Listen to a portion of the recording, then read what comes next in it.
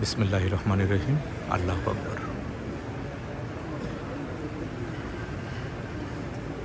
এটি আমাদের নবী করিম সাল্লাল্লাহু আলাইহি সাল্লামের মসজিদে নববী।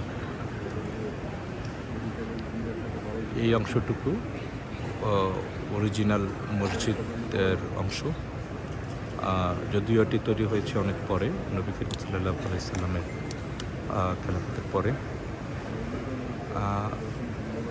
এই মসজিদটিকে কেন্দ্র করে পরবর্তীতে এই পুরো মসজিদটির এক্সটেনশন করা হয়েছে। এখান থেকে শুরু করে ভিতরে পুরোটি এক্সটেনশন করা হয়েছে।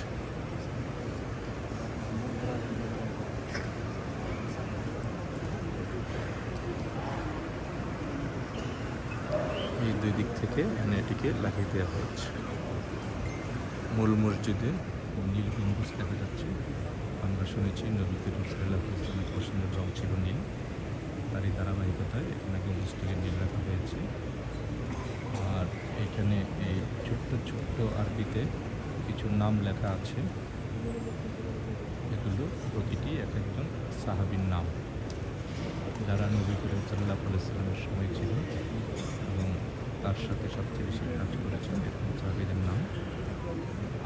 আমরা শুনেছি যে এখান থেকে হযরত আলী রাদিয়াল্লাহু আনহু, আবু বকর রাদিয়াল্লাহু আনহু, ওমর রাদিয়াল্লাহু আনহু, উসমান রাদিয়াল্লাহু আনহু, এরকম অনেক সাহাবীদের নাম এখানে লেখা আছে।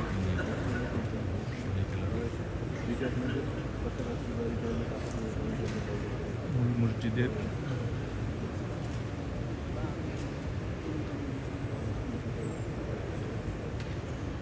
এই শেষ প্রান্ত, ওখান থেকে সামনে আমাদের নবী করিম সাল্লাল্লাহু আলাইহি ওয়াসাল্লামের রওজা মুবারক, এবং আমরা রিয়াজুল জান্নাহ নামে যাকে আমরা শুনেছি, এই অংশটুকু এখানে অবস্থিত।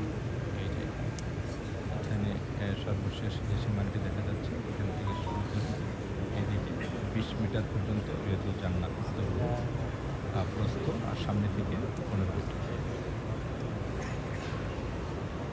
এই স্থানটিতে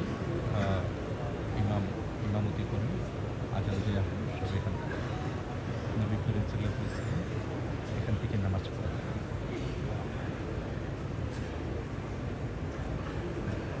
বর্তমানে এই পুরো মসজিদটিতে 80টি গেট আছে। মসজিদে প্রবেশ করার জন্য 80টি গেট হয়েছে। এটা এই মূল মসজিদ এবং পরবর্তীতে এক্সটেনশন যেটা করা হয়েছে এর চতুর্থ।